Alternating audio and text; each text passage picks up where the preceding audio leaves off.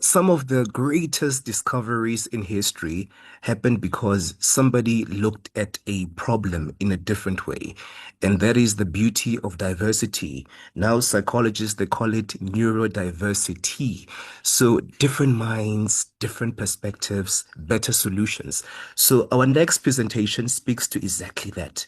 And it is titled The Power of Diversity Science Doesn't Know Any Borders. Ladies and gentlemen, please join me in welcoming Prof.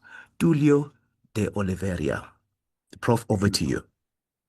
Yeah, thank you very much. And it's a great pleasure to be with you today in Nelson Mandela Day, celebrating the Science Month in South Africa. And it is really special, yeah, to be talking about how science, human rights, and the power of diversity can really make us more competitive. Yeah. So my name is Tulio de Oliveira. Yeah, I am a professor at both Stellenbosch University and University of KwaZulu-Natal. And I direct two research institutes that deals with epidemic, the Center for Epidemic Response and Innovation, and the KwaZulu-Natal Research Innovation and Sequencing Platform. So today I will not have so many lessons as the previous speakers, not 20. Yeah. I have to you three main lessons. That unfortunately, the first is that human rights it's decreasing in the world. Yeah. And I will give you some examples across the world. But that if you bring back human rights and increase the power of diversity, we can do much better science that end up have a big impact. So let's start with the first part. Yeah. Unfortunately, the world is becoming more conservative, discriminative, and xenophobic. Yeah. So just here is a picture of a travel ban that was signed by a president banning most of the Muslim countries to enter the country. And that is a very large number of countries that now, because believe in a different religious cannot go to a second country. Yeah. And this, it is not only for people entering countries, but also expelling people that sometimes have been living for decades, that have built lives, that have built community, and that have built innovations in certain countries. Yeah. And that's not only in America, it is also in Europe, the United Kingdom, it is becoming more conservative, discriminative, and xenophobic. Yeah. So recently they decided to leave the European Union to great detriment of their own economy. And surprisingly, since they left the Union, they have an increase on immigration, which then generate again higher anger, higher discriminative. So we are now all around the world of people asking, don't you like it? Go home. Why are you coming to my country? We had even in Brazil, we have Brazil also becoming more conservative, discriminative, and xenophobic. That's a very shocking quote recently from a previous president, which say enough of giving means for more and more couples to bring people who do not have the minimum condition to be a citizen in the future. And here he was talking against discrimination against African descendants and Brazilian indigenous people. And indigenous people were the first nation where much before people arrived to colonize in Brazil. Yeah. Unfortunately, this is a process that is happening everywhere in the world, and that South Africa, which is known as the Arabian nation, is not being absent. As you are aware, we are also become more conservative, discriminative, and xenophobic. Yeah. And I know that this photo is shocking, but this is unfortunately the reality. Yeah. This is a Mozambican father of three who lived in South Africa, Ernest Mambuavi, which is stabbed and burned alive in Boksburg. This we are talking about close to 20 years ago when he was living with his belongings and family. And unfortunately, that is coming back again. Yeah. People, it is fighting with sometimes losing the human rights. Yeah. And that has been repeated in the whole world for the past decades. And that's something that we have to stand back. We have to stand back and fight against that because this can be changed. Yeah. So this is the cite from Nelson Mandela. Our struggle for freedom and justice was a collective effort. Was not only South Africans that fight for our own freedom, was a global effort. It was rounded in the neighboring countries. Yeah, it was supported by many nationalities, and it is in our hands to create a better world for all who live in it. Yeah. And this can be changed, and we have to go back to our natural state, yeah, because no one is born hating another person because of the color of his skin or his background or his religion or where he comes from, yeah. And people is learning to hate, and if they can learn to hate, they can be taught to love, for love come more naturally to the human heart than is the opposite.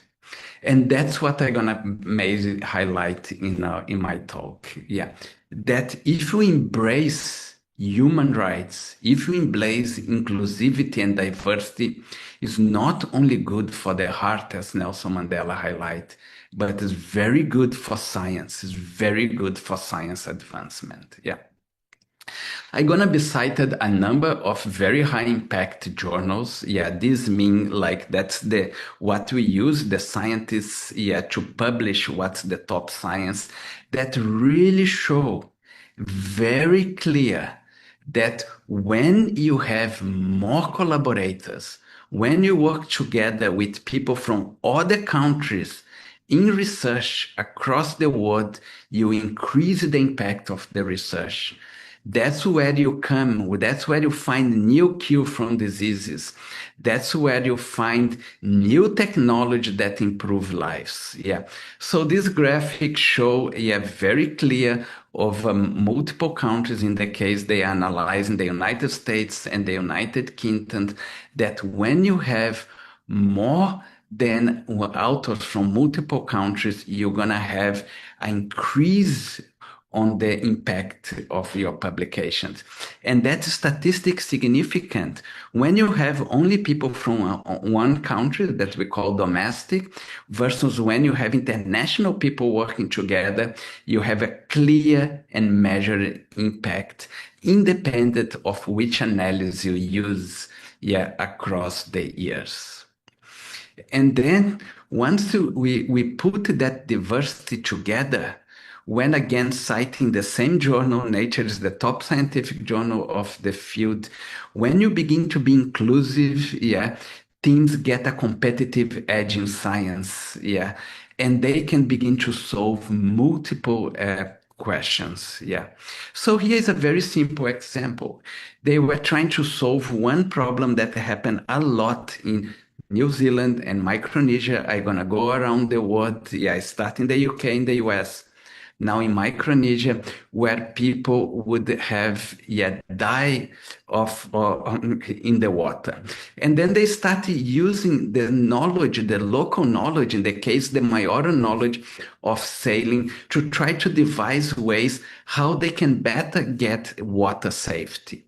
And what they did is to look that not only from the Maori side, and this we are here in the gray lines here, so that you go back and forward. But when we start bringing many different groups, from different knowledge, you can begin to see a problem from different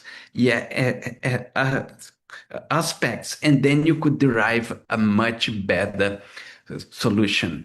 Just highlighting, when you start bringing unconventional work that blended, in that case, Western, what you call a Northern Hemisphere or Maori research methods, and bring audience around the world, they could find a much better solution. Yeah.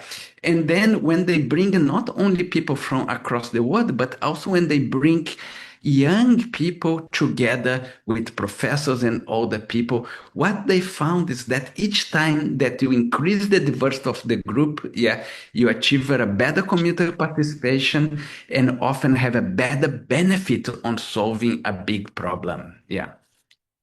And some places did that in purpose. One of the top new institutes in the world in Japan is called the Okinawa Institute for Science and Technology. A graduate university was recently created with a borderless approach. And when they start that, they decide to bring some heavy hitter Nobel laureates, include South African, Sidney Brenner, Thorsten Wilson, a Japanese Nobel laureates, to start thinking, how can we set ground rules that we can create research centers that bring international diversity from the beginning? And they set up quite clear, at least 50% of the researchers at every level. This means faculty members, postdoctoral researchers, doctoral students, and students must be born outside Japan. And they use one language, English, because it was easily to communicate it. And this institute is only 6 years old, and it grew to be one of the top Japanese research institutes and one of the top 100 institutes in the world. And the founders encourage diversity of all types: ethnic, gender, disciplinary, and academic background. There was a commitment to diversity and the expectation that this would not only be nice, but that would great success. And they succeed. They solve many large programs. They got very heavy impact researchers. Since then, many groups are looking at that from multiple angles. Yeah, if you can start thinking about diversity and human rights from the beginning, what we will do. So large data analysis now is spanning decades. Yeah. What they highlighted is that if you have multiple authors from multiple countries, you have what you call impact premiums, a relative bump in the average citation rates with when all authors were from one country. And they did that by multiple groups by analyzing millions of publications. And the results was very, very clear. Again, without that taking a very scientific, I'm showing 4 regression lines here that all show in the y-axis is the average impact of the result with 60 higher, 0 lower, and in the x-axis different diversity measurements. And what was clear that across over 1 million of papers, about 24 academics subfield these different disciplines, was quite clear. Each time that we increase diversity, main ethnic diversity, bring people from different race, different culture, or different age, or different genders, or different affiliation, come from different place, you have a very clear increase on the impact of science. And that was quite clear. Each time that you have a high group diversity, and here is represented by different colors, we have orange, green, brown, and a high individual diversity, this means age, gender, and different backgrounds, you have an increase on the average result and the average impact of the paper. And that was clear across all different. And in the same way, Unfortunately, when you have a very low diversity, when you have research groups that are only one nationality or one race or one background, you had a much, much lower impact factor. And that's quite important for South Africa.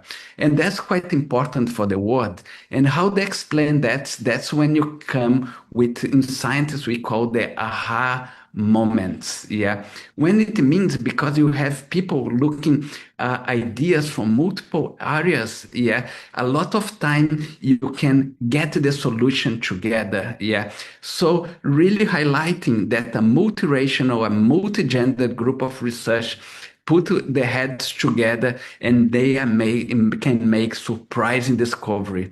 So what we need is a group of very different kind of people look at the same data from different perspectives to solve some of our biggest problems. Yeah. Just a quick example on our own team. Yeah. So here is our team that's just covering a piece that came in the New York Times. Yeah. I'm in the Nelson Mandela School of Medicine in Durban before I moved to Stellenbosch University, that we did major discoveries during the Omicron and during the COVID pandemic. We discovered most of the variants in the world. South Africa guided the world on the development of vaccine on clinical trial. And our team, in the top 10 people, we had people from Brazil and Brazilian. I'm also South African. We had people from South Africa from Indian background. Yeah, Dr. Jennifer and Dr. Sureshni. You have South African Zulus. We have South African white Africans person. We have one key member that was a refugee from the Democratic Republic of Congo that just completed his PhD, a top scientist that come from Mauritius, from Uganda, and from Scotland.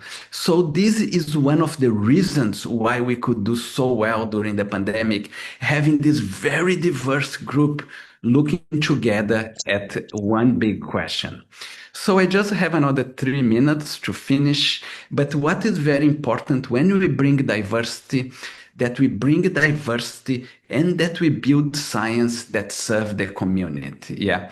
So the goal of creating science that will better serve the needs of the local community, but a lot of time to grieve and to solve the needs of a local community, yeah, we need the solutions coming from a diverse community of multiple researchers that then we can reflect the diversity that comes outside the ivory tower. Yeah. In one of the key books that we call about by Linda Swan-Smith in the colonizing methodologies, we argue that indigenous communities that has been researched now have to become researchers who set the agenda, but they also have to collaborate with a large number of groups. Yeah. And it's not about lowering standards for indigenous students or African students to enter academic career, which is a frequent argument from critics of such programs, but it is on the contrary, that is building academic excellence. Yeah. And that because that's what our community deserves. Yeah. We deserve the best people come from the best countries in the world, yeah, to work with them to solve of the big problem. And I would like to argue today that what we need to do in South Africa is to become even more welcome to African researchers and international scientists and not less, because they can help to solve our biggest problems. Yeah. And that can be very important. This is a recent article in the New York Times, and I started talking about the United States. In the x-axis is the year, the y-axis in the number of international students. As the United States decreased the number of international students that come from Africa, some countries very extreme, such as Nigeria and Ghana. Yeah. And these are top students. These are students that were contributing to the United States to be one of the powerhouse. South Africa should take advantage. So we should take advantage of that. Instead of increasing xenophobia in science, we have to welcome, because together we will be able able to solve our biggest problems. Yeah. So conclusions. So more investigators should follow the lead of inclusive labs because the payoff scientific impact is real and substantial. People need to go beyond the comfort zones because there is a measurable benefit in the heart and on science. We have to increase diversity in science, to have diversity, to increase impact, to increase funding, to train more people. And just to finish my last picture, which I believe that is very important in this age of xenophobia. Yeah, that's what love is about. Yeah. One, our president Nelson Mandela, yeah, and Graça Machel, a South African and a Mozambique. And I think that we have to heal through science this what is happening now in the world. Thank you very much. Thank you so much, Prof, for that wonderful presentation. By the way, ladies and gentlemen, I would like for us to unmute our mics for a second and clap our hands for Prof because he was awarded the Order of Mapungubwe in gold by the President of South Africa, President Cyril Ramaphosa, on the 19th of May 2026 for his exceptional scientific leadership and groundbreaking uh, genomic surveillance around COVID. So, ladies and gentlemen, let's give Prof a round of applause for that. Congratulations, Prof. We are honored to have you in our presence. I just have one question for you, Prof. You know, your work has united scientists across continents. In your experience, what is the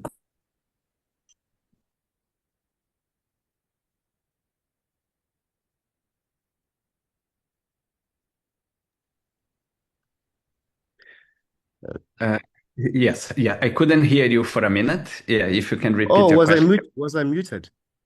It's okay. It was a small technical thing, but I heard the beginning Oh, of your question. Yeah.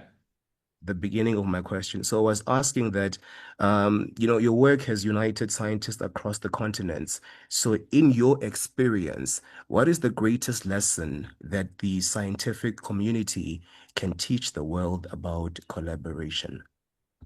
Yes, thank you so much. Yeah, I think and the previous speaker, yeah, also highlight that. Yeah, many people don't realize, but South Africa really punch above the weight in science. Yeah, we are really doing very well in every scientific rank in the world. Yeah, and that one of the biggest reasons for that, yeah, is that we have top universities. Yeah, with great teaching, but in the last few years, we have increased a lot the diversity of our population and students. Yeah.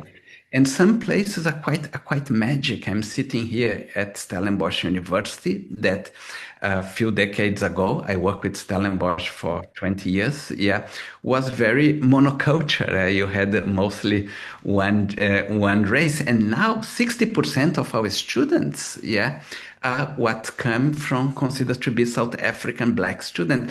And the excitement and the impact of people coming from different backgrounds, yeah, talking together to answer a question. And that's something that we have to treasure.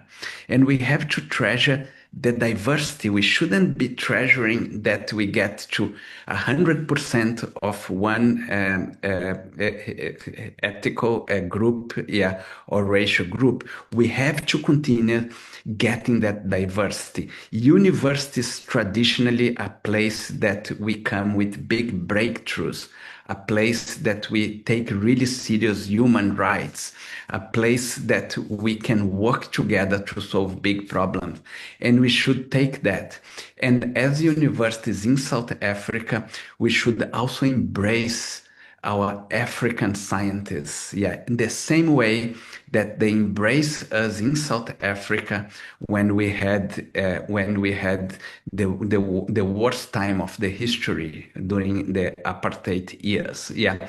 And I know that's difficult because in the whole world it is increasing this fight against immigrants, but through science and through diversity, that's how we solve some of our big problems, and that's how we unite our people, and that's how we can try to solve some of our big social unemployment and economical and health problems. Thank you. You know, Prof, at the end of the day, we are all spiritual beings having a human experience. And there's an African proverb that I love, and it says that if you want to go fast, go alone. But if you want to go far, go together. And that really speaks to the power of collaboration. So we need each other as humanity to progress the state of the world and make those groundbreaking scientific discoveries through collaboration. And once again, Prof, congratulations, congratulations, congratulations for being awarded the Order of Mapunguje in gold by the president. That's a huge, huge, huge accolade. Congratulations. We're proud of you. Yeah, thank you very much. And thank you very much for being this special day to celebrate Mandela legacy in the National Science Month. Thank you. Absolutely. Thank you so much, Prof. You know, I often say that talent is universal, but opportunities sometimes are not universal. One of our greatest responsibilities is making sure that brilliance is never limited by gender, geography, or even circumstances.